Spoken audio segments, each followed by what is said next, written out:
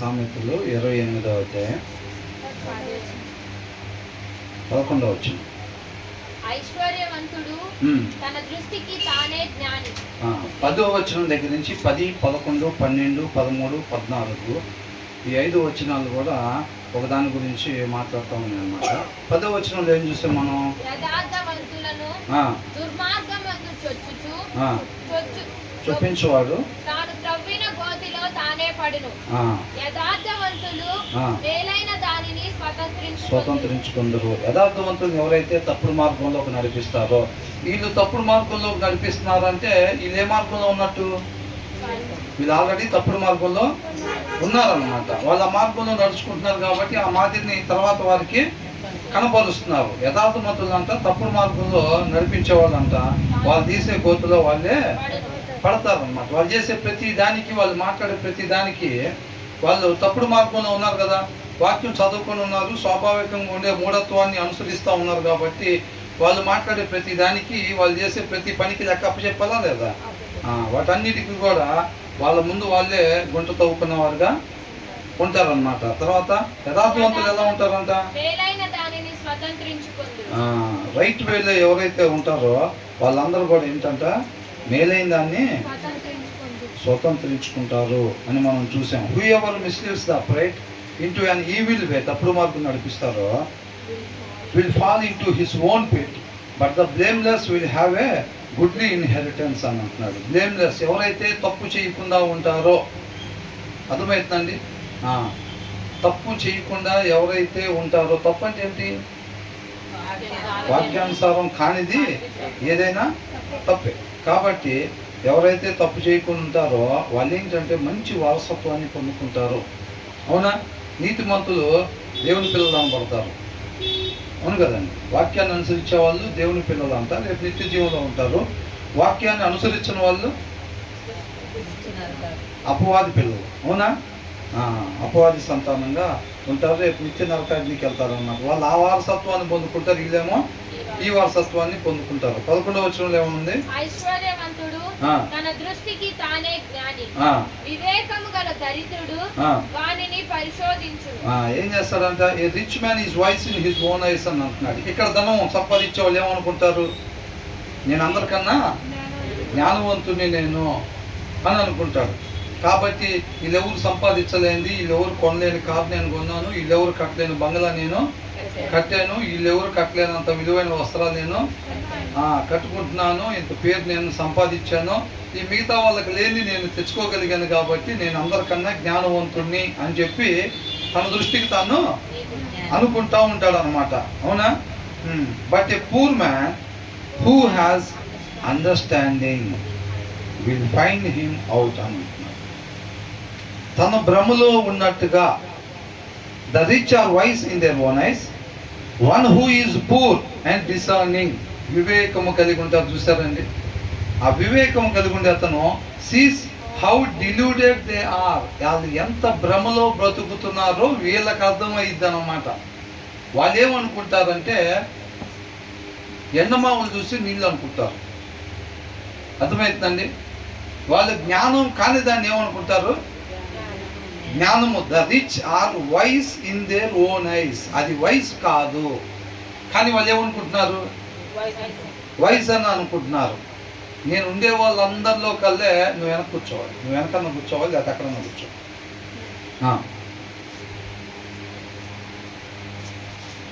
వాళ్ళు ఏమనుకుంటారంట? ఈ లోకంలో విలువగా ఉండేవి, ఆ ధనం ఏదైతే ఉందో దాన్ని సంపాదించిన వాళ్ళు ఏమనుకుంటారంటే వాళ్ళు నేను జ్ఞానవంతుణ్ణి అని అనుకుంటారు. అర్థమవుతుందండి? కానీ నిజంగా వివేకం కలిగిన వాళ్ళు ఎంత భ్రమలో బ్రతుకుతున్నారో వీళ్ళకి అర్థమైద్ది అన్నమాట. అవునా? నిజము కాని దాన్ని వీళ్ళు నిజం అనుకుంటున్నారు, జ్ఞానం కాని దాన్ని వీళ్ళు జ్ఞానమని అనుకుంటున్నారు, శాశ్వతం కాని దాన్ని వీళ్ళు శాశ్వతం అని అనుకుంటున్నారు, విలువ లేని దాన్ని వీళ్ళు విలువ కలిగినదని అనుకుంటున్నారు అని ఎవరు గ్రహిస్తారంట? ఈ పేదవాడైన వివేకవంతుడు. అర్థమవుతుందండి? ఇక్కడ డబ్బు సంపాదించటం వల్ల, ఇక్కడ ఎదుటోళ్ళని మోసం చేయటం వల్ల, ఇక్కడ పేరు తెచ్చుకోవటం వల్ల ఏమొచ్చింది? వివేకవంతుడు అని అంటే మొత్తం క్షుణ్ణంగా లోతుగా దాన్ని పరిశీలన చేయగలిగే వ్యక్తి అన్నమాట వివేకవంతుడు. అర్థమవుతుందండి? దాన్ని చూసుకొని ఆ ఫైనల్ ముగింపు ఏంటి, ఏమొచ్చింది అనేది చూసుకోగలుగుతాడు. వీళ్ళేమనుకుంటున్నారంటే వీళ్ళు అదే జ్ఞానమేమో అని వీళ్ళు అనుకుంటున్నారు, అదే శాశ్వతం అని వీళ్ళు అనుకుంటున్నారు. కానీ వివేకము కలిగిన పేదవాడు ఏమనుకుంటున్నారంట, వాళ్ళు ఎంత భ్రమలో బ్రతుకుతున్నారో వాళ్ళని చూస్తే వీళ్ళకి అర్థమవుతుంది. జ్ఞానం కాని దాన్ని జ్ఞానం అని వీళ్ళు అనుకుంటున్నారు అని ఎవరికి తెలిసిద్దంట? వివేకము కలిగిన పేదవాడికి. అక్కడ మనం అండర్లైన్ చేసుకోవాల్సింది వివేకము. అవునండి, వివేకం లేకపోవటం వలన ఈ ధనవంతుడు ఏమనుకుంటున్నాడు? నేను జ్ఞాని అని అనుకుంటున్నాడు. కొంతకాలం ఉండిపోయే డబ్బులు, బంగారం, వెండి, వస్త్రాలు, విలువైన వస్త్రాలు, లేకపోతే బంగళాలు, కార్లు, పలుకుబడి, పేరు, ఇవన్నిటిని ఏమనుకుంటాయి? ఎంతకాలం ఉంటాయి? కొద్ది కాలమే ఉంది. కానీ ఈ వివేకం కలిగిన అతను శాశ్వతంగా ఉండేదాన్ని చూడగలుగుతాడు అని అర్థం. దానికి వివేకము కావాలి. గబగబా ఇప్పుడు ఒక పక్కన నిత్య జీవం, ఒక పక్కన వెండి బంగారాలు, విలువైన వస్త్రాలు ఉంటే వివేకం కలిగిన వాళ్ళు ఏం చేస్తారంటే నిత్య జీవాన్ని తీసుకుంటారు. వివేకం లేకపోతే లోక జ్ఞానం కలిగిన వాళ్ళు ఏం తీసుకుంటారు? వెండి బంగారం, విలువైన వస్త్రాలు ఇవి తీసుకుంటారు అని అంటున్నాడు. అని ఈ వచ్చిన ప్రకారం మనకి ఏమర్థం అవుతుంది అంటే ఈ ధనవంతుడు గొప్పవాడా లేకపోతే ఈ పేదవాడు గొప్పవాడా? పేదవాడు ఎలా గొప్పవాడు అయ్యాడు? వివేకము కలిగి ఉండటం వలన. అవునా? తను నిజమైన జ్ఞానం కలిగి ఉన్నాడు అన్నమాట. ఆ వివేకం వల్ల ఏమైందని అంటే నిజమైన జ్ఞానాన్ని తెచ్చుకోగలిగాడు అన్నమాట. శాశ్వతమైన దాన్ని పొందుకుంటున్నాడు. అర్థమవుతుందండి? కాబట్టి ఈ లోక జ్ఞానం కన్నా మనకి ఆ వివేకం అనేది చాలా ఇంపార్టెంట్. మరి ఆ వివేకం ఎక్కడి నుంచి వచ్చింది? దేవుని వాక్యం చదువుతూ ఉంటే ఆయన నోటి నుంచి వచ్చింది. ఆ జ్ఞానము, ఆ వివేకము, ఆ తెలివి, ఆ ఆలోచన, ఆ బలము, ఆయన ఎందుకు భయభక్తులు కలిగి ఉండే తత్వము, ఇదంతా కూడా శ్రద్ధగా వాక్యము చదువుతుంటే నేను పోగొట్టుకున్న జీవాన్ని తీసుకొచ్చేది ఈ వాక్య సారాంశం. నన్ను స్వతంత్రునిగా చేసిద్ది. నేను తెచ్చుకొని నా ఆలోచన ప్రకారంగా నేను తెచ్చుకున్న ఈ మరణం నుంచి నన్ను విమోచించేది కేవలం ఈ వాక్య సారాంశమే. కాబట్టి దీన్ని నేను ఖచ్చితంగా పొందుకొని నేను దాని ప్రకారంగా నడుచుకున్నట్లయితే ఏదైతే దారి తప్పిపోయినో మళ్ళా తిరిగి నేను నా తండ్రి దగ్గరికి చేరుకుంటాను, చేర్పించిద్ది అని చెప్పి దాన్ని శ్రద్ధగా సారాంశం కొరకు దుప్పి నీటి వాగుల కొరకు ఆశపడినట్టుగా ఎవరైతే ఆశపడి వాక్యం చదువుతూ ఉంటారో నిత్యం దాని కొరకు. అంటే కొంతమంది వాక్యం చదవని వాళ్ళు ఏం చేస్తారు? ఈ డబ్బు కోసం తాతాలాడుతూ ఉంటారు. పొద్దున్న లేచిన కానీ ఏంటి రెస్ట్ చేసేటప్పుడు కూడా ఎట్లాగా డబ్బులు ఎట్లా సంపాదించాలి, టిఫిన్ చేసేటప్పుడు కూడా ఏం ఆలోచిస్తారు? డబ్బులు డబ్బులు డబ్బులు డబ్బులు సంపాదించాలి ఎట్లాగైనా. కాఫీ తాగేటప్పుడు ఎట్టి పరిస్థితుల్లో డబ్బులు సంపాదించాల్సిన పిల్లలు పెద్దోళ్ళు అయిపోతున్నారు. అవునా? మధ్యాహ్నం భోజనం చేసేటప్పుడు డబ్బులు డబ్బులు డబ్బులు సంపాదించాలి, ఎట్టి పరిస్థితుల్లో డబ్బులు సంపాదించాలి, ఎలాగ ఎలాగ ఎలాగ ఎలాగ అది లోపల రన్ అవుతానే ఉండదు అన్నమాట దేవు మొత్తంలో కూడా. అవునా కదా? కానీ ఇక్కడ వాక్య సారాంశం కొరకు మనం అలాగ ఉండాలన్నమాట. అలా ఉన్నట్లయితే కనుక మనం వివేకవంతులము. నిజంగా మన లోపల దాని గురించే తృష్ణ ఉందా, దాని గురించి ఆశ ఉందా, దాన్ని బట్టి అర్థమైపోయింది. మనం ఇక్కడ ధనవంతుడు ఎట్లయితే తన దృష్టికి తానే నీతిమంతుడిలా ఉన్నాడా, మనం ఈ కోవకు చెందామా లేకపోతే ఆ పేదవాడైన వివేకవంతుడు కోవకు చెందామా అనేది మనకు అక్కడే అర్థమైపోయింది. మన లోపల తపన ఏంటి, మన లోపల ఆశ ఏంటి, అర్థమవుతుందా? ఆ వాక్య సారాంశం కొరకు మనం తపన పడుతున్నామా లేకపోతే ఈ లోకంలో కొంతకాలం ఉండి పోయే ఆ విలువైన వాటి కోసం? అవునా? వెండి బంగారం వీటన్నిటికీ ఇక్కడ ఈ లోకంలోనే కదా విలువ. వాటి కోసం తహతహలాడుతున్నామా చూసుకుంటే ఎవరికాళ్ళు పరీక్షించుకుంటే మనకి అర్థమైపోయింది అన్నమాట. కాబట్టి మనం వివేకాన్ని కొనుక్కోవాలి. దేవుడి కృపను బట్టి మనకి ఇచ్చిన సమయంతో మనం ఏం చేయాలంట? వివేకాన్ని కొనుక్కోవాలి తప్ప ఈ డబ్బు గ్యాదర్ చేసుకునే ప్రక్రియలో మనం ఉండకూడదు. డబ్బులు గ్యాదర్ చేశారంటే ఏంటి దాని అర్థం? వీళ్ళ దగ్గర డబ్బు అసలు ఎలా సమకూరింది? ఇంతమంది అవసరతల్లో ఉంటున్నారు కదా వాళ్ళ చుట్టూ, మరి వీళ్ళ దగ్గర డబ్బు ఎలా సమకూరింది? వాళ్ళ హృదయాన్ని కఠినపరుచుకొని ఎవరికి సహాయం చేయకుండా, ఎంతమంది ఉన్నా సరే వాళ్ళ కళ్ళు అటువైపు పోకుండా, వాళ్ళ ధ్యాస అటువైపు పోకుండా దాన్ని ఏం చేశారు? రూపాయి రూపాయి రూపాయి రూపాయి కూడబెడితేనే కదా ఏదైనా అని అనుకుంటా. అట్లా ఈ చూడాల్సిన వాటిని ఏది కూడా చూడకుండా, వినాల్సిన వాళ్ళ అవసరతల్లో ఉన్న వాళ్ళ కేకలు వినబడకుండా వాళ్ళ హృదయాన్ని కఠినపరుచుకున్నారు అన్నమాట. అవునా? అలా చేసుకుని వీళ్ళు డబ్బుల్ని సంపాదిస్తూ ఉన్నారు. కాబట్టి మనం దాని వైపు సంపాదించే వారిగా కాకుండా ఆ వివేకం కలిగి మనం పొందుకోవాల్సిన దాన్నే పొందుకునే వారంగా ఉండాలి, వివేకం కలిగి ఉండాలి. తర్వాత ఏమంటున్నారు? నీతిమంతులకు జయము కలుగుట మహాఘనతకు కారణము. దుష్టులు గొప్పవారగునప్పుడు జనులు దాగి ఉందరు. when the righteous trump there is great glory అని అంటున్నాడు. అర్థమవుతుందండి? ఎప్పుడైతే నీతిమంతుడు ఒక నాయకుడిగా వర్ధిల్లుతాడో అక్కడ ఏముంటుందంట? అక్కడ ఒక గ్లోరీ, అంటే గ్రేట్ గ్లోరీ. అందరూ కూడా అనేక మంది నీతిమంతులుగా తయారయ్యేవారు ఉంటారు. ఇప్పుడు దావీదు అప్పట్లో ఎలా ఉండేవాడంట? ధర్మశాస్త్రమే, దేవుని వాక్యమే అక్కడ రాజ్యాంగంగా కొనసాగించాడు ఆయన పరిపాలనలో. అవునా? అంటే ఆయన దగ్గర పనిచేసే వాళ్ళందరూ ఎలా నేర్చుకుని ఉంటారు? ఆయన దగ్గర ఒక మంచి మాదిరిని కనపరిచారా లేదా? కనపరుస్తూ ఉన్నాడు. అంటే నీతిమంతుడు అలా ఉన్నప్పుడు అన్నమాట అక్కడ అందరూ కూడా సంతోషించేవారుగా ఉంటారు. వాళ్ళందరూ కూడా ఒక ఆత్మీయత వైపు నడిపించేవాడిగా ఉంటాడు అనమాట. అదే సౌల్ టైంలో ఉండేవాళ్ళు. అవునా? అక్కడ దావీదు సీటు ఖాళీగా ఉండటం చూసి యోనాతాన్ని అడిగితే నేనే ఇచ్చాను సెలవు అని అన్నాడు. నేనే ఇచ్చిన సెలవు అంటే చేతిలో ఉన్నది తీసుకొని విసిరేసే పరిస్థితి అయింది. అవునా కదా? అతన్ని చంపేసేయమని చెప్పి, నా తర్వాత నువ్వు రాజు అవ్వకుండా అతనే అడ్డం పడతాడని చెప్పి జనాలందరి ముందే అన్నారా లేదా? మరి అవన్నీ అన్నప్పుడు జనాలు ఏం నేర్చుకుంటారు?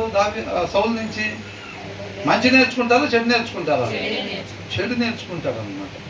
అర్థమవుతుందండి? వాళ్ళందరూ ఆత్మీయతకి దూరం అయిపోయే పరిస్థితి ఉండేది అన్నమాట. ఇవాళ మనం ఉండే ప్రదేశంలో ఎక్కడెక్కడైతే ఉంటున్నామో మనం ఒక మంచి మాదిరిని కనపరుస్తున్నామా, లేకపోతే వంకర మార్గాన్ని ప్రకారం నడుచుకుంటున్నామా? అది చెక్ చేసుకోవాలి. మన వాక్యం చదవకపోతే మనకు మాత్రమే నష్టం కాదు, మన మార్గం తొలగిపోతాం. అనేక మందికి ఆ మార్గాన్ని మనం ప్రమోట్ చేస్తూ ఉంటాం, తప్పుడు మార్గాన్ని మనం ప్రమోట్ చేస్తూ ఉంటాం అన్నమాట. అనేక మందిని ఆత్మీయతకి దూరం చేసేస్తూ ఉంటాము అని అంటున్నాడు. అందుకనే వెన్ ద రైచెస్ అని అంటున్నాడు. ఆయన ఇంకొక ఆయన కాదు, నీతిమంతుడు వర్ధిల్లినప్పుడు అని అంటున్నాడు. అర్థమవుతుందండి? తర్వాత there is a great joy, great glory, but when the wicked rise, ఎప్పుడైతే దుర్మార్గుడు ప్రబలినప్పుడు ఏమైందంట? పీపుల్ హైడ్ దెమ్సెల్వ్స్ అని అంటున్నాడు. ఇదంతా ఎలాగుండాలి? ఎక్కడికక్కడ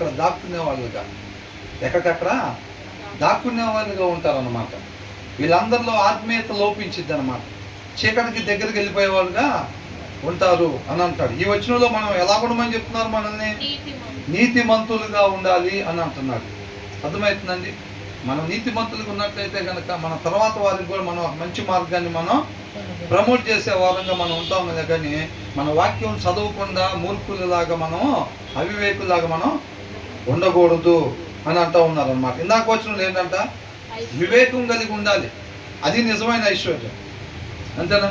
లోక సంబంధంగా వెండి బంగారాలు డబ్బులు ఇవి కాదు నిజమైనవి. తర్వాత ఏమంటున్నారు 13వ వచనంలో? అతిక్రమమును దాచిపెట్టువాడు వర్ధిల్లడు, వాటిని ఒప్పుకొని విడిచిపెట్టువాడు కనికరము పొందును. whoever conceals his transgressions will not prosper అని అంటున్నారు.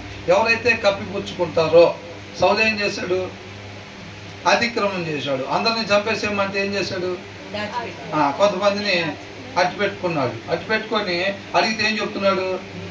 కవరింగ్ చేస్తున్నాడు. అవునా? దాచిపెట్టాడు. మరి దాచిపెట్టినప్పుడు ఏమైంది? వర్ధిల్లాడు ఆయన? వర్ధిల్లలేదు. మనం కూడా చాలా విషయాలు ఏం చేస్తాం? తప్పొప్పుకోకుండా కవరింగ్ చేసుకోవడానికి చూస్తూ ఉంటాం అన్నమాట. అర్థమవుతుందండి? తప్పొప్పుకోవటం కాదు, వాక్యం అనే అర్థంలో దేవుడి కృపను బట్టి మనం ప్రేమించి ఏదైతే సరి చేసుకోవాలని చూపిస్తున్నాడో, ప్రభు నేను అది అందుకోసం చేస్తాను, పలానా దానికోసం చేస్తున్నాను నేను, లేకపోతే అలా కవరింగ్ కాకుండా మనం ఏం చేయాలంటే అది బట్ హీ హూ కన్ఫెసెస్, ఒప్పుకొని అండ్ ఫర్ సెక్స్ ఎవరైతే విడిచిపెడతారో దెమ్ విల్ అబ్టైన్ మెర్సీ అని అంటున్నాడు. వాళ్ళకి దేవుడి కరుణ వచ్చింది. ఒకళ్ళు ఒక బలహీనతలో ఉన్నారండి. మన వాళ్ళు ఏమంటారు, ప్రభువా నేను పాపినైనా పాపాలు చేస్తున్నాను ప్రభువా అని అంటూ ఉంటారు, ఒప్పుకుంటూ ఉంటారు. కానీ విడిచిపెట్టడానికి ఇష్టపడుతున్నావా అని అడిగారు. ప్రభువా నేను తాగుబోతున్నాయినా, తిరిగిపోతున్నాయినా, నేను దూషించేవాడిని ప్రభా, వాళ్ళని ద్వేషించేవాడిని ప్రభా, ఒప్పుకుంటున్నావు కరెక్టే, దాన్ని విడిచిపెట్టడానికి సిద్ధమేనా? అది అడుగుతున్నాడు దేవుడు. అవునా? వాక్యం అనే అర్థంలో మనకు ఉండకూడదు ఏదైతే దేవుడు చూపిస్తున్నాడో దాన్ని మనం విడిచిపెట్టుకోవటానికి ఇష్టపడితే గనక అప్పుడు ఆయన కనికరంకి డోర్స్ ఓపెన్ అవుతాయి. అర్థమవుతుందని? మన వల్ల ఏమీ కాదు. నేను గొప్పోని, నేను తాగట్లేదు, నేను నిగ్రహించుకోగలుగుతున్నా, బలహీనుడా తాగుతున్నావు, నీలో నాలో ఏమీ లేదు. ఆయన కృపా కనికరములోనే ఉన్నది సమస్తం, ఆయన దయలోనే ఉన్నది. మనం అలా చేయకుండా ఉంటున్నామంటే కేవలం ఆయన కనికరం, ఆయన కృప, ఆయన దయ అంతవరకే తప్ప మన గొప్పతనం ఏమాత్రమో లేదు. ఏంటంట?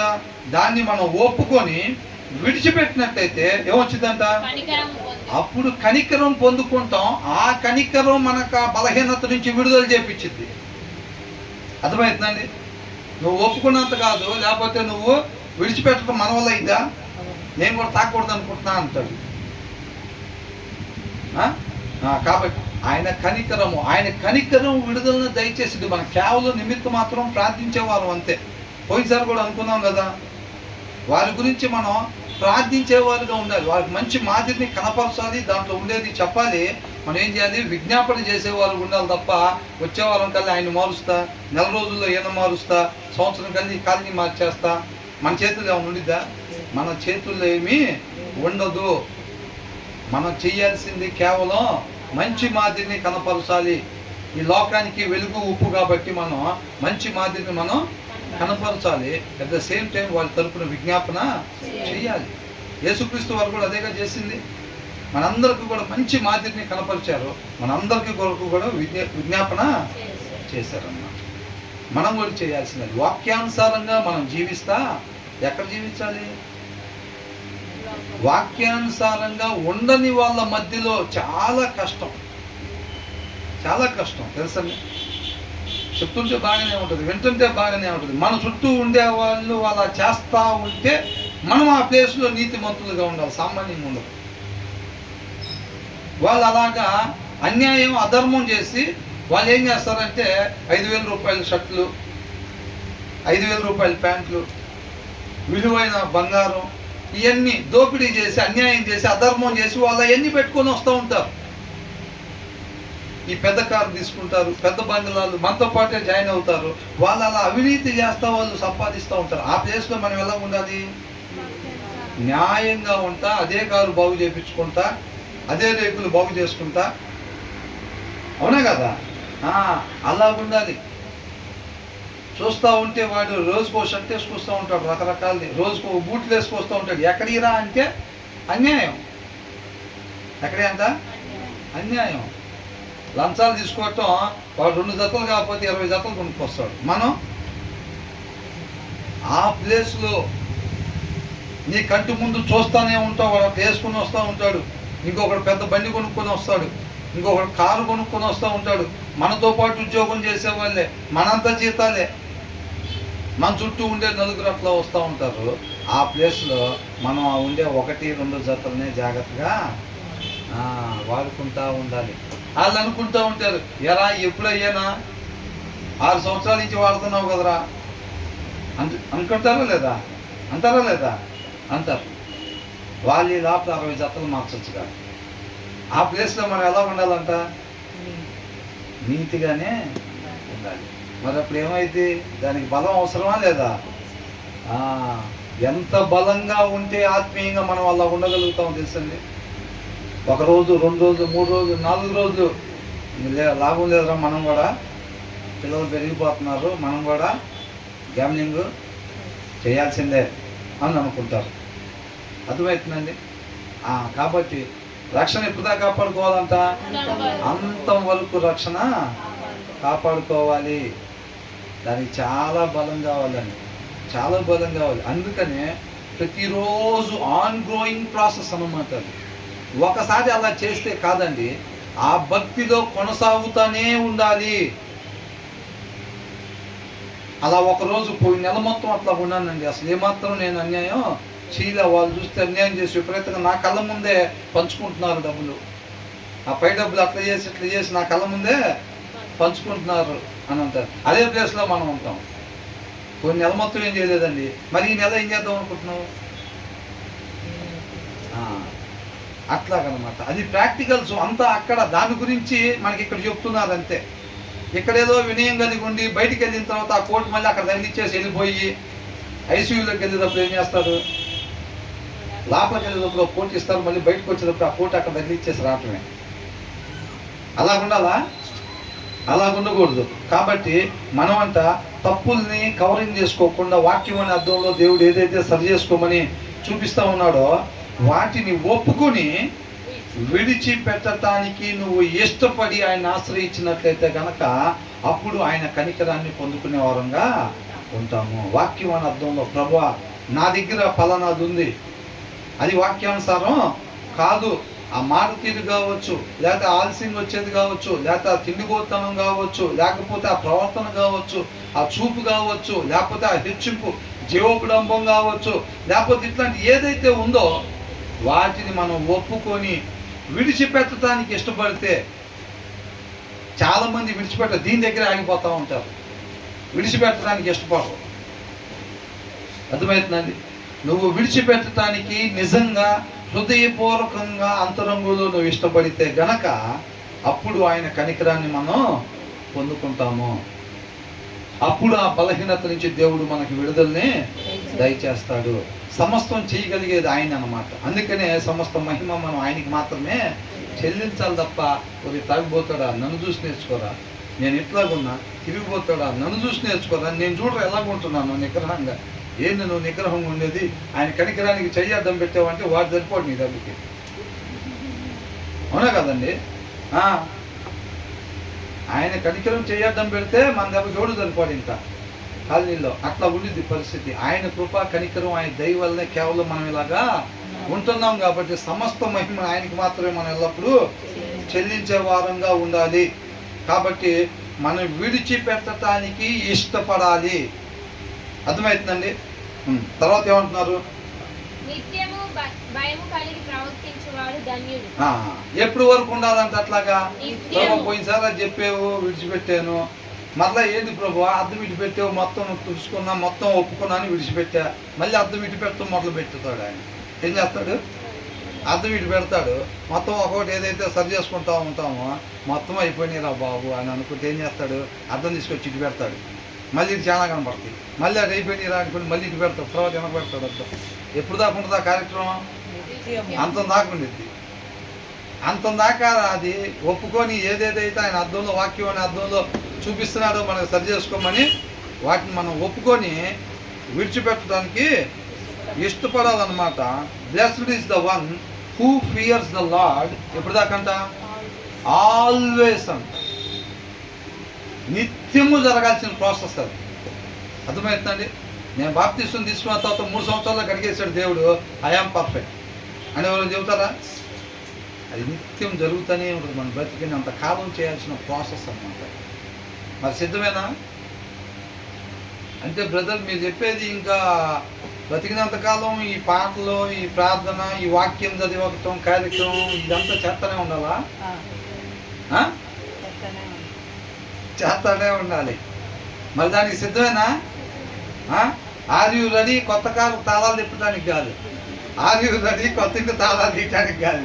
ఆర్ యు రెడీ కాదు, వీటిని వదిలికొని విడిచిపెట్టడానికి ఆర్ యు రెడీ అని అంటున్నాడు.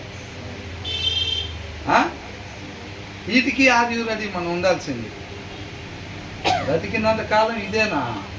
ఇంకా కోట్లు, సూట్లు, బటన్లు, ఇక్కడ ఫ్లవర్లు అయ్యే ఉండదా? ముచ్చటే ఉండదా?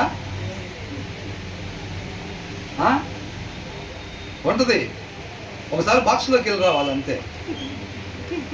ఏంటి సెల్లున్ షాప్కి వెళ్ళి వచ్చినట్టుగా ఒక్కసారి బాక్స్లోకి వెళ్ళి వస్తే కోటి, నెంబర్ 1 కోటి కాదు, వెలకట్లేని కోటు, ఫ్లవరు, ఇక అబ్బా అసలు నేను వర్ణించలేను. అట్లా ఉండిద్ది అనమాట. అర్థమవుతుంది. ఏదైనా సరే బాక్స్లోకి వెళ్ళి వచ్చిన తర్వాతే తప్ప బాక్స్కి ముందేమి పని చేయవు. బాక్స్కి ముందు అట్లాంటిది ఏదైనా ఊహించుకుంటే బండి తేడా పడుతుందని అర్థం. ఇమీడియట్గా ఒక పూట సెలవు పెట్టుకొని వాక్యం చదువుకొని ఆయనతో బలమైన సహవాసం కలిగి ఉండాలి. చక్కగా ప్రార్థన చేస్తుంది. నిజంగా అట్లా అనిపిస్తే ఒక పూట సెలవు పెట్టుకుని అయినా చక్కగా వాక్యం చదువుకొని మనం ఎక్కువ సమయం ప్రార్థనలో గడపడం చాలా మంచిదండి. అట్లా అనిపిస్తే నిజంగా బండి తేడా పడుతుందని తెలిసినా కానీ అమ్మో డ్యూటీ ముఖ్యమో లేకపోతే సార్ ఒప్పుకోదు మేడం ఒప్పుకోదని చెప్పి నువ్వు పరిగెట్టుకుంటూ వెళ్ళిపోయావంటే పట్టాలను పడిపోతాం ఉంటుంది. అర్థమవుతుందండి. అవసరమైతే ఒక పూట సెలవు పెట్టుకునే సరే మన ఆత్మీయ జీవితం ముందు ముఖ్యం అన్నమాట. ఎవరు దీవించబడతారు, ఎవరు ధన్యులుగా ఉంటారు అని అంటే ఎవరంట? ఆయన ఎందుకు భయభక్తులు అంటే చెడుతనాన్ని విసర్జించటము, వాక్యంలో వద్దు అన్న దాని జోలి పోకుండా ఉండటం. ఎప్పుడు దాకంట? నిత్యము ఎప్పుడైతే అట్లా ఉంటామో మన చివరి వరకు కూడా అదేనమాట. మన జీవితంలో అది తప్ప ఇంకొకటి ఉండకూడదు. వాక్యాన్ని అనుసరించడం తప్ప ఇంకొకటి ఉండకూడదు. అలా ఎవరైతే ఉంటారో but who ever hardness his heart అని అంటున్నారు. అంటే వాక్యం చదవని వాళ్ళు. ఎవరి హృదయం అయితే రాతి హృదయంలా ఉండిద్ది. ఎవరి హృదయం ఉంటుంది? శ్రద్ధ కలిగి వాక్యం చదవని వాళ్ళ హృదయం రాతి హృదయంగా ఉండిద్ది. అలా ఉండిద్దో వాళ్ళు ఏమవుతారంట? Will fall into calamity అని అంటున్నారు. అర్థమవుతుందండి. వాళ్ళు రేపు నిత్య నరకాగ్నికి వెళ్ళిపోయేవారుగా ఉంటారు. రాతి హృదయం కలిగిన ప్రతి ఒక్కరు కూడా నిత్య నరకాగ్నికి వెళ్ళిపోయేవారుగా ఉంటారు. మాంసపు హృదయం అంటే ఏంటి? వాక్యము కలిగిన హృదయము, ఆయన గుణ లక్షణములు మాత్రమే కలిగిన హృదయము. అర్థమవుతుందండి.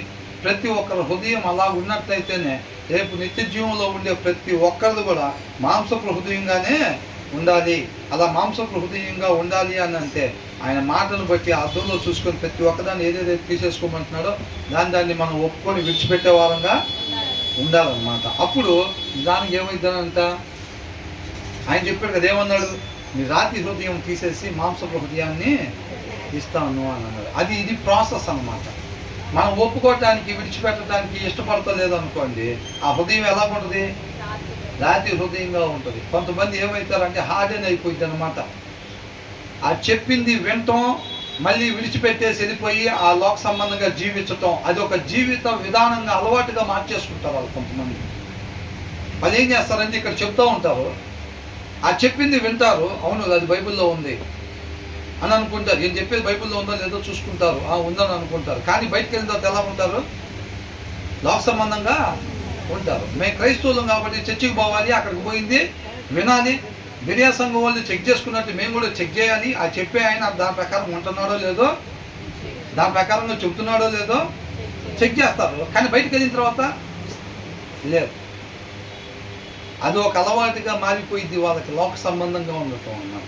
ఇక్కడ ఒక డ్రెస్సు, అక్కడ ఒక డ్రెస్సు అలవాటు అయిపోయింది చాలామంది. అర్థమవుతుందండి. మనం అలా ఉండకుండా ఆయన ఎందుకు భయభక్తులు కలగటం అంటే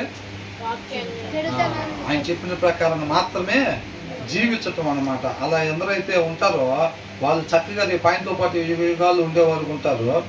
ఎవరైతే వాళ్ళ రాతి హృదయం కలిగి ఉంటారో వాళ్ళు మాత్రం నిత్య నరకాగ్నికి వెళ్ళేవారుగా ఉంటారు అని అంటున్నాడు.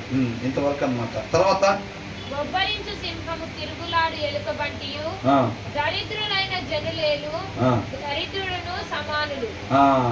ఇది ఒక నాయకుడు గురించి, ఒక పరిపాలకుడు గురించి, మిగతా లోకస్తుల మధ్యలో మనం ఎలా ఉంటున్నామో దాని గురించి ఈ 4 వచనాలు చెప్పబడుతున్నాయి అన్నమాట. ఏంటంట? లైక్ ఏ రోరింగ్ లయన్, అదే charging bear is a wicked ruler. పరిపాలన చేసే అతను ఓవర్ ఏ పూర్ పీపుల్ అని అంటున్నాడు. ఎప్పుడైనా సింహం ఒకదాన్ని వేటాడేటప్పుడు, లేకపోతే ఒకదాన్ని అటాక్ చేసేటప్పుడు, ఒకదాన్ని తినేటప్పుడు మనం జియోగ్రాఫిక్ ఛానల్ ఇట్లా చూస్తాం కదా, ఎలా ఉంటుంది? ఇప్పుడు ఒక జింకని వెళ్ళి పట్టుకొని అది ఒక్కసారి అమాంతంగా మీద పడి దాన్ని పట్టుకొని దాని మెడ దగ్గర కొరికేసి ఇట్లా చేసేటప్పుడు అది అనేది కొంత ఫీలింగ్ ఉండిద్దా లేదా ఆ జింకకి? దాన్ని ఏమన్నా ఇది పరిగణలోకి తీసుకునిద్దా? ఏమాత్రం కూడా పరిగణలోనికి తీసుకోండి. దీనికి జాలి అనేది ఏమన్నా కనపడిద్దా? దయ, కరుణ అసలు అట్లాంటివి ఏమైనా ఉంటాయా? అసలు ఏమీ ఉండవు. ఒక జింక మీదకి సింహం ఎట్లాగైతే వేటాడి అంత క్రూరంగా అయితే అది ప్రవర్తించిద్దో అర్థమవుతుందండి. ఎలుగుబంటి ఇప్పుడు ఒక వ్యక్తి ఉన్నాడు, ఆ ఎలుగుబంటి ఆయన మీద అటాక్ చేయాలని చెప్పి అది డిసైడ్ అయ్యి వచ్చి ఆయన మీద అటాక్ చేసేటప్పుడు ఎలా ఉండిద్ది? అంత భయంకరంగా ఉండే ఎలుగుబంటి అంత పెద్దది వచ్చి మన మీద పడి ఎలుగుబంటి వచ్చిందంటే ఒకసారి చీల్ చేసిద్దని అంటారు, అవునా కదా? అది ఎలా ఉండదు? జాలి తెలిసిద్దా? వీళ్ళు అరుస్తారా అరవరా? అది పరిగెట్టుకుంటూ వస్తుంటే భయపడి అరుస్తారా అరవరా? ఆ కేకలకి పాపం అక్కడ ఉండే పాపం భయపడుతున్నాడు అని అనుకునేదా? వణికిపోతాడు, దండం కూడా పెడతారు. మొన్న ఒక జూలో ఒక పిల్లాడు పైనుంచి పడిపోయాడు, పులి ముందు పడిపోయాడు. పడిపోతే ఏం చేస్తున్నాడు? ఆ పులి అతని దగ్గరికి వచ్చింది. వస్తే ఏం చేస్తున్నాడు? దండం పెడుతున్నాడు దానికి. ఇంక అంతకన్నా ఇంకేమైనా ఉందా? నేను భయపడుతున్నాను, నన్ను క్షమించి జాలి తెలిసి నన్ను వదిలిపెట్టు అని చెప్పడానికి ఇంక అంతకన్నా ఏమైనా ఉందా? ఇక లేదు. అది పీక్ లెవెల్ అన్నట్టు. అలాంటిది పులి ముందు పడిపోయిన తర్వాత అది ముందుకు వస్తే దానికి దండం పెడితే అదేం చేసింది? ఒక్కసారిగా తలకాయ ఇట్లా పట్టుకొని ఈడ్చుకొని వెళ్ళిపోయింది. అది తలకాయ ఇట్లా పట్టుకొని దండం పెట్టిన ఈడ్చుకొని వెళ్ళిపోయింది. అవునా? అందరూ చూశారు కదా అది వీడియోలో, అవునా? కాబట్టి ఒక సింహం అటాక్ చేసేటప్పుడు అవతల జంతువు మీద ఏమాత్రం జాలి, దయ, కరుణ, నాలాంటి జంతువే అది కూడా బతకాలి కదా, నేను బతికేటట్టుగా అక్కడ ఏమీ లేకుండా, కరుణ జాలి ఏమి లేకుండా ఎలాగైతే అది ప్రవర్తించి అటాక్ చేసిందో, ఈ హృదయంలో వాక్యం లేని అతను, దేవుని యొక్క గుణలక్షణాలు జాలి, దయ, కరుణ, ప్రేమ ఇలాంటి లేని అతను పరిపాలకుడుగా ఉంటే, నాయకుడిగా ఉంటే, ఒక గవర్నమెంట్లో ఏలేవాడిగా ఉంటే, అవునా? ఒక రూలర్. గవర్నమెంట్ అనేది దేనికి? అసహాయకులకి, అవునా? అదేనా? నిస్సహాయకుల అసహాయకుల అనేది? నిస్సహాయకుల. వాళ్ళకి ఎటువంటి ఆధారం లేని వాళ్ళకి గవర్నమెంట్ అండగా ఉండాలి, ఆధారం ఉండాలి, అవునా? మరి ఇలాంటి రూలర్ అంత భయంకరమైన వ్యక్తి హృదయంలో వాక్యం లేకపోతే ఏముంది? నేను మాత్రమే, అవతల ఎట్లా పోయినా మనకు సంబంధం లేదు. వాళ్ళ ఇంట్లోకి నీళ్ళు వచ్చిన ఈ నీళ్ళు జాగ్రత్తలు చూసుకుంటూ ఉంటాడు తప్ప నీళ్ళు రాకుండా పోయి సహాయం చేద్దామన్నది రాదు. మన పిల్లలు, నేను, నా భార్య, మా తల్లిదండ్రులు, కుదిరితే మా తర్వాత వాళ్ళు, కుదిరితే ఇంకా దాని తర్వాత తరం. డబ్బులు సంపాదించే వాళ్ళు ఎలా సంపాదిస్తారండి? అవునా? వాళ్ళకి 60 ఏళ్ళు 70 ఏళ్ళు, ఈ పాటికే 150 కోట్లు 250 కోట్లు ఉంటాయి. హాస్పిటల్కి పోతారు, మళ్ళీ ఏదో వైద్యం చేయించుకొని మళ్ళీ ఆరోగ్యం సెట్ అయింది అనుకోండి, మళ్ళీ అదే పని ఇంకో 10 తరాలకి కుదిరితే. మరి వాళ్ళ చుట్టూ అనేక మంది అవసరతల్లో ఉంటారు, వాళ్ళ పరిస్థితి ఏంటి? ఏం లేదు. చాలామంది నాయకులు ఏం చేస్తారు? పేదవాళ్ళ కోసం ఇచ్చిన బియ్యంలో గ్యామ్లింగ్ చేస్తారా లేదా?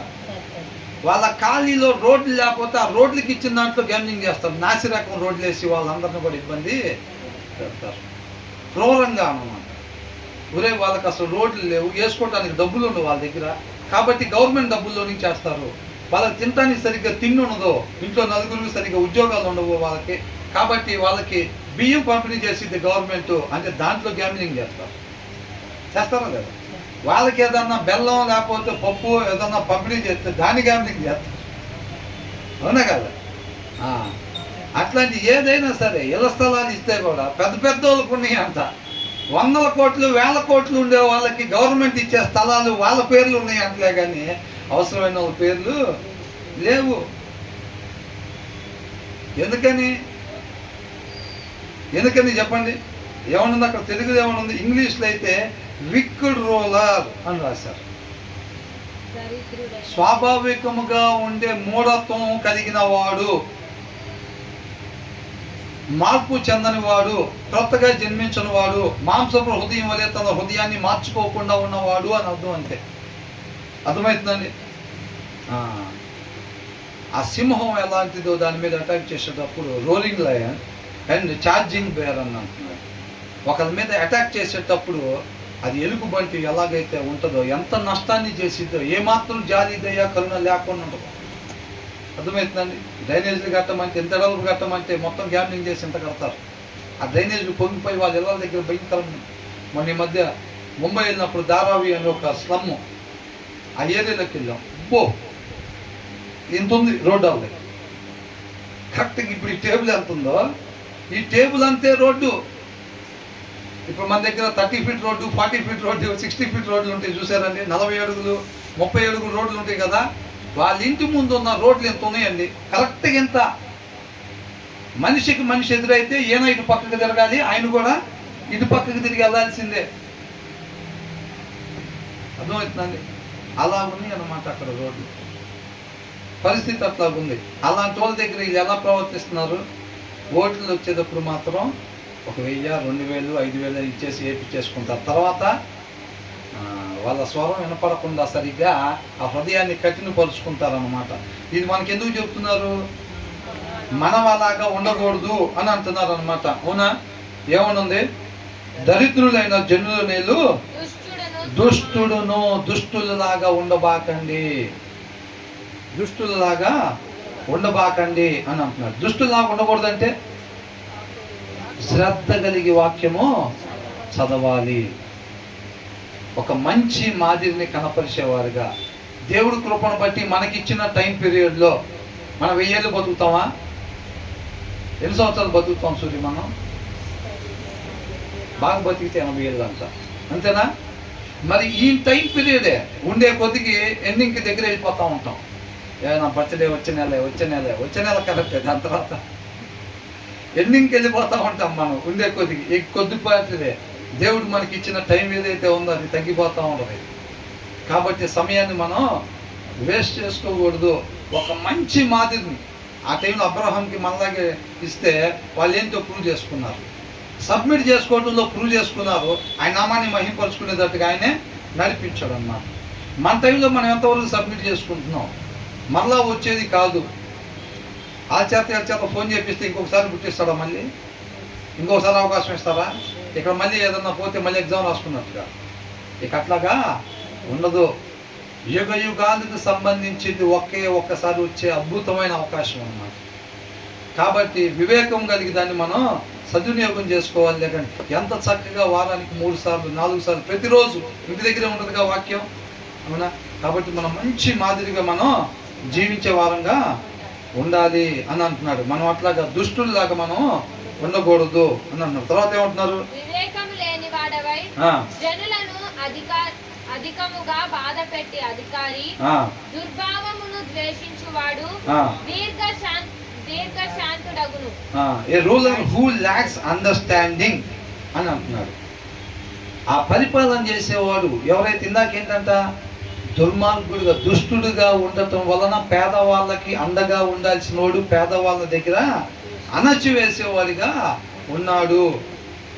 అవునా? ఒక నాయకుడిగా ఉండేవాడు ఎలా ఉండాలి? దావీదు టైంలో నాయకుడు ఎట్లా ఉన్నాడు? ఇది ఎవరెవరికి నా దగ్గర సమృద్ధిగా ఉంది, నాకు కావాల్సినవి అన్నీ ఉన్నాయి. ఆయన చేతులతో కష్టపడి యుద్ధం చేసుకుని వచ్చాడు. అవునా? ఆయన చేతుల కష్టం ఎవరెవరైతే అవసరతల్లో ఉన్నారో వాళ్ళందరూ లిస్టు తయారు చేసి తీసుకునేది అక్కడ ఇవ్వటం. ప్రతిరోజు అంట లెగవగానే, ఇప్పుడు ఎమ్మెల్యేలు ఎంపీలు ఇట్లా కలిసినట్టుగా ప్రతిరోజు లెగవగానే మన ప్రదేశంలో వాక్యానుసారంగా ఎవరెవరైతే లేరో వాళ్ళందరికీ కౌన్సిలింగ్ ఇవ్వటం, ఆ కుటుంబాలను ఐడెంటిఫై చేయటం మినిస్టర్ల పని, వీళ్ళందరి పని అనమాట. అర్థమవుతుందా? మనకి ఏ కాంట్రాక్ట్లు ఎక్కువ డబ్బులు వస్తాయి, లేకపోతే ఎక్కడెక్కడ ఏమున్నాయి, ఇది కాదు పని. అవునా? వాళ్ళ మినిస్టర్లు కావచ్చు, వాళ్ళ ఎమ్మెల్యేలు కావచ్చు, ఏం పని అంట? ఫలానా గోత్రం వాళ్ళు, ఫలానా కుటుంబం వాళ్ళు, ఫలానా కుటుంబంలో ఫలానా వాడు ఇలా ఉన్నాడు, వాక్యానుసారంగా లేడు.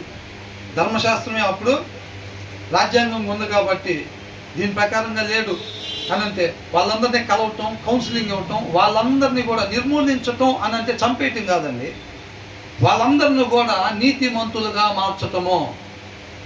కౌన్సిలింగ్ ఎవరికి ఇస్తారు? భార్య భర్తలు ఇద్దరు కలిసి తనుకొని జుట్లు పట్టుకొని లాక్కొని పెద్ద గొడవ అయ్యి సెటిల్మెంట్ దగ్గరికి వచ్చింది. అవునా కదా? సెటిల్మెంట్ దగ్గరికి అంటే పాస్టర్ గారి దగ్గరికి వచ్చినప్పుడు పాస్టర్ గారు ఏమంటారు? అన్నిటికీ ఉంది కదా ఒకటి, బైబిల్ పట్టుకునేది. అమ్మా, భార్య భర్తల గురించి దేవుడికి ఒక ప్రత్యేకమైన ఉద్దేశం ఉంది, అది ఒక అద్భుతమైన అనుబంధం అది. అవునా? కాబట్టి దాంట్లో దేవుడు తన ఉద్దేశాన్ని తెలియపరుస్తున్నాడు. పలానా అధ్యాయంలో పలానా వచనంలో ఇలా ఉంది భర్త గురించి, భార్య గురించి, ఇలా గురించి, నా గురించైనా అంతే, మా ఆవిడ గురించైనా అంతే, మీ గురించైనా అంతే, మీ ఆవిడ గురించైనా అంతే. మనం అందరి పట్ల ఆయనకు ఒక ప్రత్యేకమైన ఉద్దేశం ఉంది. దాని ప్రకారం ఉండి ఆయన నామాన్ని మహిమకరంగా మాత్రమే మనం ఉండాలి. అవునండి. కాబట్టి అదంతా కూడా కౌన్సిలింగ్ ఇస్తారనమాట. ఇస్తారా లేదా? దావీదు కూడా అప్పట్లో అట్లా ఎవరైతే లేరో వాళ్ళందరికీ చెప్పి, నాన్న మనం ఉండాల్సిన విధానం అది కాదు, ఆ కుటుంబ పెద్ద ఎవరైతే ఉన్నారో ఆయన పిలిచి, మీ ఇంట్లో వాళ్ళు ఇప్పుడు ఇలా ఉంటున్నారు, మనం ఉండాల్సిన విధానం ఇదండి అని చెప్పి అది మొత్తం అలా చెప్పటం దావీదు అలా చేసేవాడు అంట. అవునా? వాళ్ళందరూ కూడా నీతిమంతులుగా మారిపోయి నిత్య జీవానికి ఒక నమూనా లాగా దావీదు పరిపాలనని చూసుకోవటానికి ఆలోచన చేసుకొని ఆ ప్రకారంగా ముందుకి వెళ్తున్నట్టుగా మనకు చక్కగా కనపడుతూ ఉందన్నమాట. ఇక్కడ ఏం చేస్తున్నాడంట? ఏ రూలర్ హూ ల్యాక్స్ అండర్స్టాండింగ్. దేవుడి జ్ఞానం లేనతను, లోక జ్ఞానం మెండుగా ఉండదండి. ఇప్పుడు లోక జ్ఞానం లేకపోతే నాసి రకమైన రోడ్లు ఎట్లా వేస్తారు? రోడ్డుగా కనపడాలి, మందంగా కనపడాలి, దాంట్లో చాలా డబ్బులు మిగలాలి. ఎట్లా మిగులుతాయి? లోక జ్ఞానం ఉండాలా లేదా? డ్రైనేజీలు చూడటానికి బ్రహ్మాండంగా కనపడాలి, చాలా డబ్బులు దోచుకోవాలి దాంట్లో నుంచి. మన లోక జ్ఞానం ఉండాలా లేదా? లోక జ్ఞానం మెండుగా ఉంటుంది, దాంట్లో ఏం తేడా లేదు. ఇక్కడ ఏ జ్ఞానం అంటున్నారంటే దేవుని జ్ఞానము, దేవుని తెలివి లేకపోతే ఆ నాయకుడు ఎవరంట? ఈజ్ ఏ క్రూయల్ అప్రెసర్ అని అంటున్నాడు. క్రూరమైన వాడు. చూస్తానికి వైట్ షర్ట్ వేసుకుని వస్తారు. మన నాయకులు ఎట్లుంటారు చెప్పండి? నల్ల షర్ట్లు వేసుకుని ఎప్పుడు వస్తారా? ఏదన్నా నిరసన వాళ్ళకి నచ్చని పని ఏదైనా చేస్తే అన్నప్పుడు నల్ల షర్ట్లు వేసుకొస్తారు తప్ప మిగతా టైం అంతా వాళ్ళు ఏ షర్ట్లు వేస్తారు? వైట్ షర్ట్లు వేసుకొచ్చి కాంట్రాక్ట్లు కాలువల్లో ఎంత మిగిలించుకోవటం, రోడ్లలో ఎంత మిగిలించుకోవటం, కరెంట్ వాటిలో ఎంత మిగిలించుకోవటం, కేబుల్లో ఎంత మిగిలించుకోవటం. అవునా కదా? ప్రతి దాంట్లో ఎంత అక్కడ ఎంత అవసరం ఉంది ఏంటనేది మొత్తం పరిశీలన చేసి రోడ్లకి ఎంత ఖర్చు అయిందో మొత్తం అంత ఫండ్ రిలీజ్ చేస్తే 10 కోట్లు రిలీజ్ చేశారనుకోండి, ఖర్చు పెట్టేది ఎంత? సగానికి సగం లేకుండా వ్యాపారం చేయట్లేదు ఈ రోజుల్లో. సగానికి సగం ఉండాలి కనీసం. అవునా కదా? సరే 12 కోట్లు రిలీజ్ చేస్తారు. ఎట్టగో ఉదయాన్నే పాపం ఎంతో బాధపడతా 12 కోట్లు రిలీజ్ చేస్తే ఆ కిందోడు సగం నొక్కేస్తాడు, దాంట్లో మళ్ళీ నొక్కేస్తాడా లేదా? అలాగ భయంకరంగా ఉండిద్ది అనమాట. ఎవరైతే దేవుడి జ్ఞానం లేని వాళ్ళు, దేవుడి తెలివి లేని వాళ్ళు అంట అంత భయంకరులు అని అంటున్నారు. బయటికి మామూలుగానే ఉంటారు, వైట్ షర్ట్లు వేసుకుని ఉంటారు. ఎవరైనా కనపడితే రాజకీయ నాయకులు మీ సంగతి చూడాలరా, మిమ్మల్ని నిమ్మకాయ రసం మిన్నట్టు కిందాలరా, నేను ఎదగాలంటే అని హావభావాలు అట్లా వ్యక్తపరుస్తారు వాళ్ళు. మరి ఎలా ఉంటుంది చెప్పండి? ఒక రాజకీయ నాయకులు వెళ్తున్నారు అనుకోండి, కార్లో వెళ్ళేటప్పుడు కానీ లేకపోతే ర్యాలీగా మన లైన్లోకి వచ్చారు అనుకోండి, ఎట్లుంటారు వాళ్ళు? అబ్బా సిస్టర్ చెప్పారు ఎలాగంట, ఇక ఇంతకన్నా ఇంకేమన్నా ఉందా? అసలు ఇంక ఇట్లా అంత నవ్వే బొగ్గలు నొప్పి పుట్టిందాక ఏందంట, బొగ్గలు నొప్పి పుట్టిందాక నవ్వు ఆర్టిఫిషియల్ నవ్వు అట్లాగే ఈ కాలనీ నుంచి ఆ కాలనీ ఆ చివరి దాకా కొనసాగాలి. ఇట్లా అంటాం తల మీద ముద్దులు పెట్టడం, ఇవన్నీ రకరకాలుగా ఉంటాయి కదా. బయటికి ఎలాగుంటుంది హావభావాలు? బయటికి అట్లాగే ఉంటాడు ఈ క్రూయల్ అప్రెసరు, బయటికి అట్లా ఉంటాడు. లోపల ఎలాగుంటాడు? లెక్కలు వేసుకుంటాడు మొత్తం. 18 కోట్లు అక్కడ అవసరమైతే రోడ్లకి ఇస్తే అవి వేస్తే పాపం వాళ్ళు బాగుంటారు. ఆ పేదోళ్ళు వాళ్ళు కొంచెం మురికి వాడల్లో అయినా సరే కొంచెం చక్కటి రోడ్లు ఉంటాయి. వాళ్ళకి కావాల్సిన బియ్యము, పప్పు, బెల్లం ఇవన్నీ కూడా ఈట అనుకుంటుంది. బెల్లానికి ఒక 60 లక్షలు ఇచ్చారు అనుకోండి, దాంట్లో ఒక 15 లక్షలు 20 లక్షలు ఇస్తారు, మిగతాయి స్వాహ. అంతేనా? రోడ్లకి ఒక 10 కోట్లు ఇచ్చారు అనుకోండి, దాంట్లో 12 కోట్లు ఇస్తారు. మరి 12 కోట్లతో ఇప్పుడు మొత్తం ఎస్టిమేషన్ వేసుకున్న తర్వాత ఇంజనీర్లు ఉంటారు, ఐఏఎస్లు ఉంటారు, ఇది మొత్తం కూడా అవంతా చూసుకొని దానికి లీస్ట్లో లీస్ట్ అండి 25 crores అయితే ఉండాల్సిందే అని చెప్పి ఎస్టిమేషన్ వేసి ఇస్తారు. అన్ని లెక్కలు చూసి 25 కోట్లు ఇస్తే 12 కోట్లు నొక్కేసేస్తే మరి 12 కోట్లతో ఎట్లా వేస్తారు? అక్కడ 4 బస్తాలు సిమెంటు, 8 బస్తాలు ఇసుక అనుకోండి, బస్తాన్నర సిమెంట్ పడిద్ది, మిగతాది మొత్తం ఇసుక బుసుక అంటారు చూసారు. ఇసుక కూడా పడదు మళ్ళీ, మొత్తం ఏం పడిద్ది? ఇసుక కన్నా తక్కువ రేటు ఉంటుంది, ఇంకా అది బుసుక పడిద్ది అనమాట. అంటే దానికి ఎంత డబ్బులు మిగతా 25 కోట్లతో చేయాల్సిన పనులు 12 కోట్లతో వేయాలి మరి. అవునా? మరి అవతలోడు వచ్చి అసలు రోడ్డు వేయకుండా వేసామని చెప్పాడు అనుకోండి, వేరే పార్టీ వాడు ఉంటారు కదా, మా ఏరియాలో రోడ్డు వేయలేదండి, ఇదిగోండి ఫోటో యూట్యూబ్లో పెట్టి కావాలని ఇప్పుడు కూడా వచ్చి చూసుకోండి అంటారు. పెద్ద వ్యతిరేకతకు దారి తీసింది. కాబట్టి అక్కడ రోడ్డు ఉండాలా లేదా? రోడ్డు ఉండాలి. ఆడు ఫోటో తీసినా రోడ్డు పడాలి అక్కడ. కాబట్టి ఏం చేస్తాడంటే బస్తాలు సిమెంట్ వేసేసి మిగతాది మొత్తం ఇసుక బొసుక వేసేసి రోడ్డు మాత్రం తయారు చేస్తాడు. ఆడు ఫోటో తీసినా రోడ్డు పడిద్ది. 700 రోడ్డు అక్కడ చక్కగా కనపడిద్ది. 12 కోట్లు మాత్రం చక్కగా మిగులుతాయి అన్నమాట. క్రూయల్ అప్రోసర్ అట్లా ఉంటాడు అన్నమాట. తెలుగులో ఏమనుంది? వివేకము లేని వాడవై జనులను అధికముగా బాధ పెట్టు అధికారి. ఏం లేదంటే ఆయన దగ్గర వివేకము లేనివాడు అట్లా ఉంటాడు అన్నమాట. మట్టి పాత్రకి సిల్వర్ పోత పూసినట్టుగా బయటికి అట్లాగా నీకని బ్రదర్ అని అంటాడు. బయట వాడికైతే అన్న మీకైతే 350 అంటాడు. నీకన్నా వేరే వాడికి ఎవరికి అంటాడు. అవునా కదా? అట్లా ఉంటారన్నమాట. కాబట్టి మనం అలా ఉండకూడదు. లోకాన్ని అనుసరించాం. నీ కుడి పక్కన చూస్తే వాడు అంతగా మిగిల్చుకుంటూ ఉంటాడు. మొత్తం కాంట్రాక్ట్ 5గురికి వచ్చింది అనుకోండి, ఆ మిగతా 4 కాంట్రాక్ట్లో శుభం తిరిగేసరికి 6 బంగ్లాల్లో ఉంటారు. ఎట్లా? ఇలా చేసి. అవునా?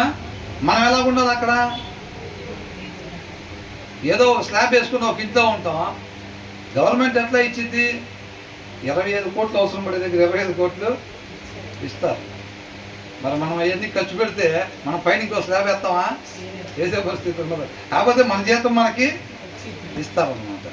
మనం దాంతోనే ముందుకి మహా అయితే ఒకసారి వచ్చే జీతంతో నిదానంగా పైన పిల్లర్స్ వేసుకొని, ఒకసారి వచ్చే జీతంతో తర్వాత నిదానంగా 1 సంవత్సరం కూడబెట్టినంత స్లాబ్ వేసుకొని చిన్నగా అట్లా బాగోదన్నమాట. రిటైర్డ్ అయ్యే లోపలే ఒక 2 ఫ్లోర్లు వేసుకొని అద్దె వస్తూ ఉండిద్ది. అది వీళ్ళకైతే వీళ్ళు రిటైర్డ్ అయ్యే లోపలే ఒక 11-12 ఇల్లులు, ఒక 30 ఎకరాల పొలం, ఇవన్నీ ఉంటాయి అన్నమాట. అంటే మనం ఎలా ఉండాలి మరి? నీతిగా, న్యాయంగా. కుడి పక్కన చూసినా వాడంతే ఉంటాడు. ఉన్న 5 కాంట్రాక్టర్లో 4 అంతే ఉంటారు నీ చుట్టుపక్కల. అది ప్రాక్టికాలిటీకి వెళ్ళేసరికి అంత కష్టం ఉంటుందో చూడండి. దానికి బలం కావాలి. అర్థమవుతుందండి? కాబట్టి ఇక్కడ ఏమని అంటున్నాడు?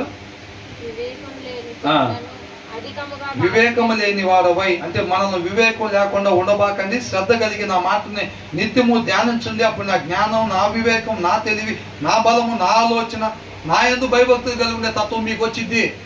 నా వలే మీరు మంచి మాదిరిని కనపరిచే వారు ఉంటారు. నా వలే తండ్రి దగ్గర యుగయుగాలు ఉంటారు అని చెప్తున్నాడు అన్నమాట. అర్థమవుతుందండి? మరి ఆర్ యు రెడీయా? ఆర్ యు రెడీయా అంటున్నా. దేనికి? ఇలాగుంటానికి. అవునా? అవివేకులుగా ఉంటే 12 కోట్లు ఉంటుంది ఒక్కోదానికి. దయచేసి దాన్ని రాసుకోబాకండి. ఏంటి? అవివేకం ఉంటే అంతస్తు ఎదుగుతాం మనం అనేది కాకుండా ఉండొద్దని అంటున్నాడు. శాశ్వతంగా నష్టపోతాం. అది పైన వచనంలో చూసాం కదా. ధనవంతుడు అంతా జ్ఞానం కాని దాన్ని అంట తన దృష్టికి తను ఏమనుకుంటాడంట? అందరికన్నా నేను జ్ఞానవంతుడు అనుకుంటాడంట. వివేకం కలిగిన వాడికి తెలిసిద్దంట. భ్రమపడుతున్నాడు. జ్ఞానం కాని దాన్ని జ్ఞానం అని అనుకుంటున్నాడు. వివేకం కలిగినాడు. కాబట్టి మనం వివేకం కలిగి ఉండాలి. తర్వాత ఏమంటున్నారు? అయిపోయిందండి, ముగించేద్దాం. ప్రాణము తీసి దోషము కట్టుకొనిన వాడు కోతికి పరిగెత్తుచున్నాడు. ఇప్పుడు ఇక్కడ ఇది అవ్వలేదు కదా. 16 వచనం.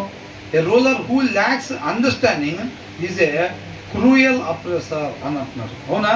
But he who hates unjust అన్యాయాన్ని ఎవరైతే ద్వేషిస్తారో నాకొద్దని.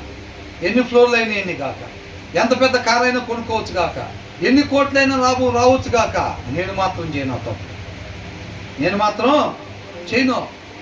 అది మనిషి ఉండాల్సిన విధానము కాదు. ఆ మార్గము నాకు అసహ్యము అని ఎవరైతే అంటారో, హూ హేట్స్ అన్జస్ట్ అన్యాయాన్ని ఎవరైతే ద్వేషించుకుంటారో వాళ్ళు ఏమవుతారంట? వీళ్ళు ప్రొలాంగ్ హిస్ డేస్ అంట. ప్రొలాంగ్, నిత్య జీవం. అర్థమవుతుందండి? ఏమొచ్చిందంట? నీతిని ప్రేమించాలి, దుర్నీతిని ద్వేషించాలి, అన్యాయాన్ని ద్వేషించాలి, అధర్మాన్ని ద్వేషించాలి, దీన్ని ప్రేమించాలన్నమాట. న్యాయాన్ని ప్రేమించాలి, ధర్మాన్ని ప్రేమించాలి. కాబట్టి ఎవరైతే అట్లా ఉంటారో వాళ్ళు మరణాన్ని జయించి నిత్యము జీవించేవారుగా ఉంటారు అని అంటున్నారు. అంతే తప్ప ఇక్కడ మనం అవివేకుల్లాగా ఉంటే మాత్రం ఎక్కడ ఉండే దాన్ని సంపాదించుకుంటాంలే కానీ రేపు శాశ్వతమైన దాన్ని కోల్పోతాము.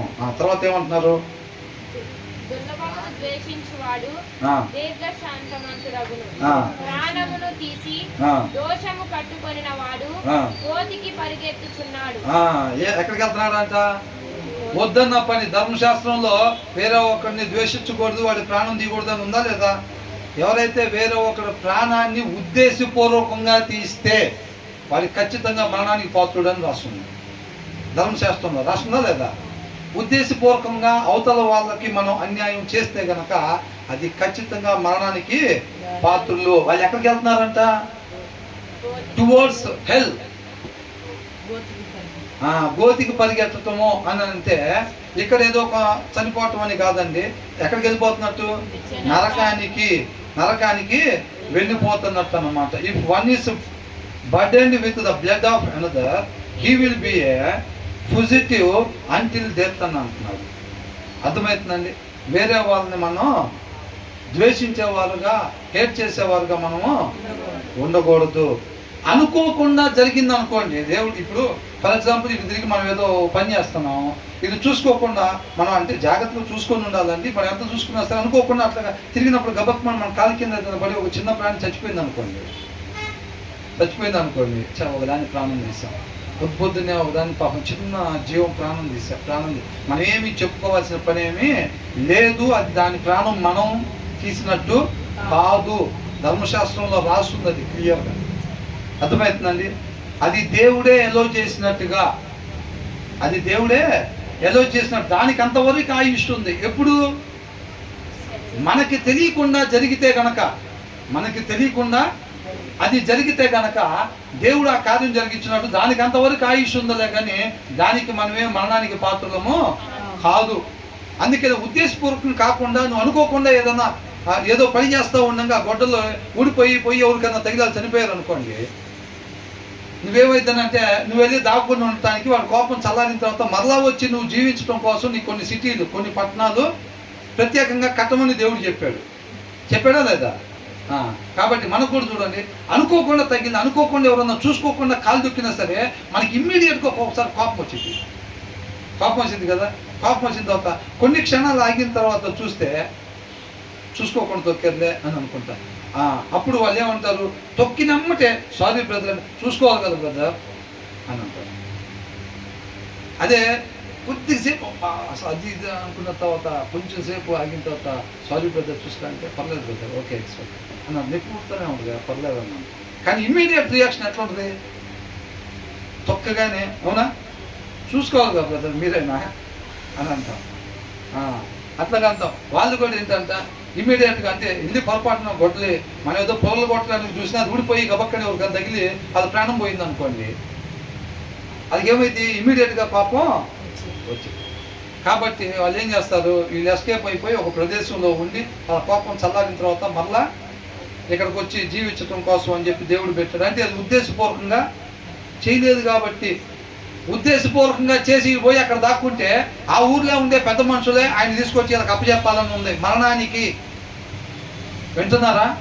ఉద్దేశపూర్వకంగా వాడిని చంపేసి వీడు పోయి ఆ సిటీలో దాక్కున్నాడు అనుకోండి, ఆ ఊరు పెద్దలు ఎవరైతే ఉంటారో వాళ్ళే ఆయన్ని తీసుకుని వచ్చి ఈయన మరణానికి అప్పగించాలి అని ఉందన్నమాట.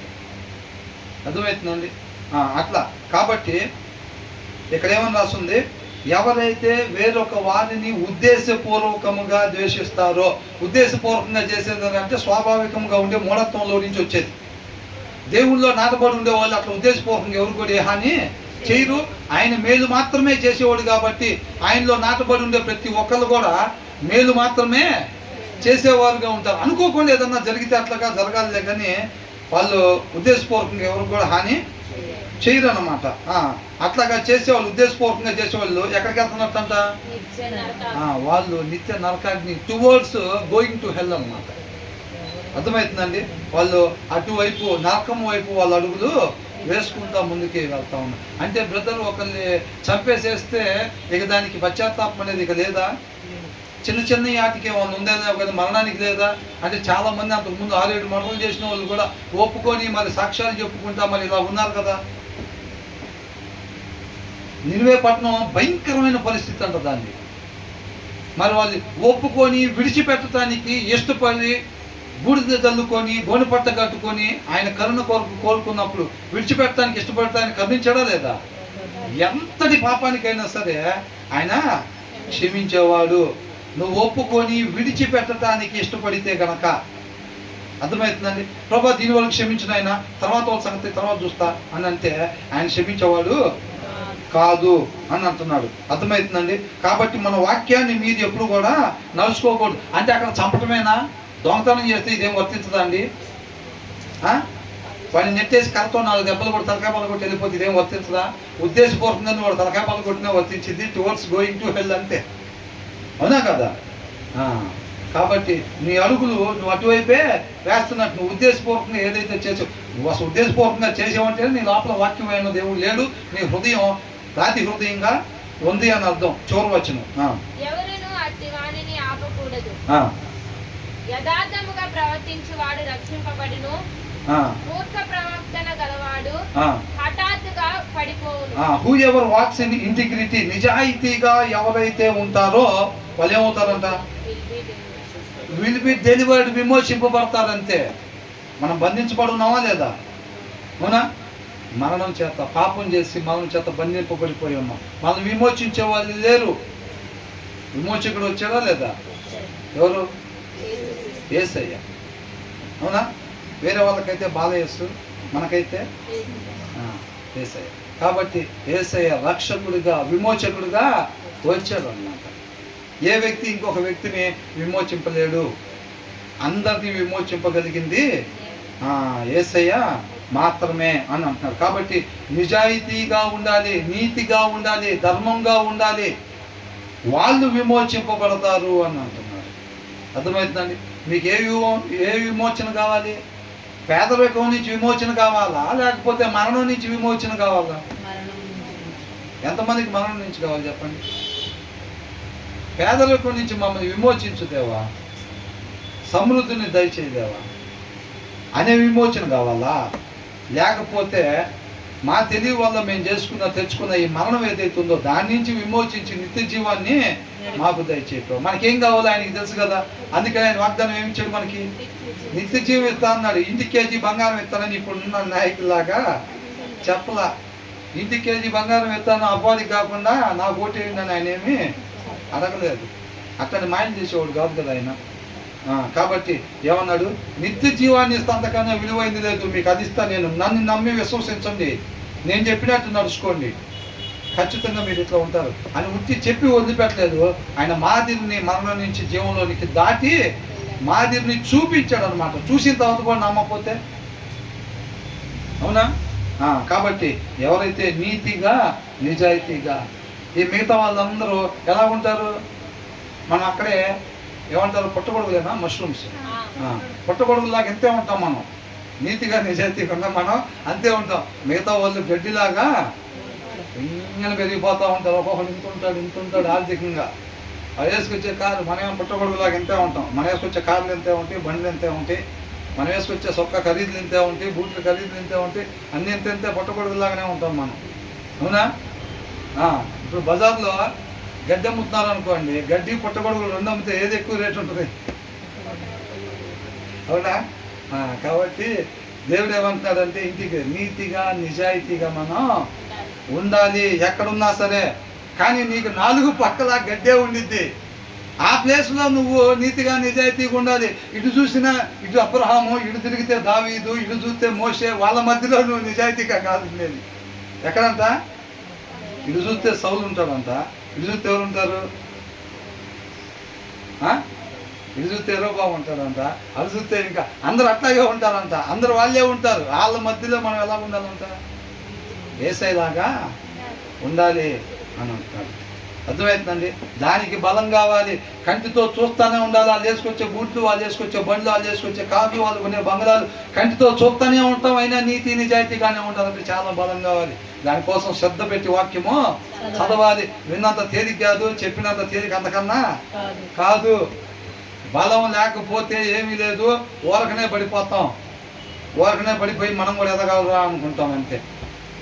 నెబుకద్నెజరు ఏమనుకున్నాడు? నా ఘనత కొరకు నేను నిర్మించుకుంది కాదా అని అనుకున్నాడంట. అనుకున్న తోడనే ఏమైపోయింది?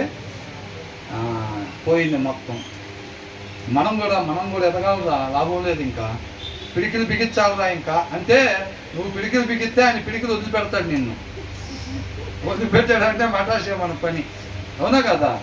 అది కాబట్టి మనం అలా పిడికిలు బిగించకుండా ఉండాలంటే బలం కావాలి. ఏ బలం? ఆత్మీయ బలం ఉండాలి. లేకపోతే రోజు చూసి ఏదో ఒక రోజు పిడికిలు బిగించి అయిపోతుంది మన పని. కాబట్టి మనం ప్రతిరోజు శ్రద్ధగా వాక్యం చదువుతూ ఉంటేనే మనం వీటన్నిటిని జయించగలుగుతాము. ఈ లోక మాలిన్యం మనకి అంటకుండా ఉండిద్ది అని అంటున్నాడు. దాంట్లో ఇంకో సగం ఉంది. ఇంకేంటంటే అది మూర్ఖ ప్రవర్తన గలవాడు హఠాత్తుగా పడిపోవును. But he who is crooked in his ways అన్న క్రూక్డ్ వంకర మార్గం తొలగిపోయి వాక్యానుసారంగా కాకుండా, దేవుని ఆత్మ నడిపింపు ప్రకారంగా కాకుండా, స్వాభావికంగా మూఢత్వ ప్రకారంగా ఎవరైతే నడుచుకుంటారో వాళ్ళు ఏమవుతారంట? వీళ్ళు సడన్లీ ఫాల్ అని, వీళ్ళు సడన్లీ జడ్జిమెంట్కి గురైపోతారు, నిత్య నరకాగ్నికి గురైపోతారు అని అంటున్నాడు. కాబట్టి ఎక్కడ కూడా మనం అధర్మంగా, అన్యాయంగా, మనం అవినీతిగా ఉండకూడదు. అది లోకానికి ఉప్పు వెలుగు అంటే మనము. అర్థమవుతుందండి?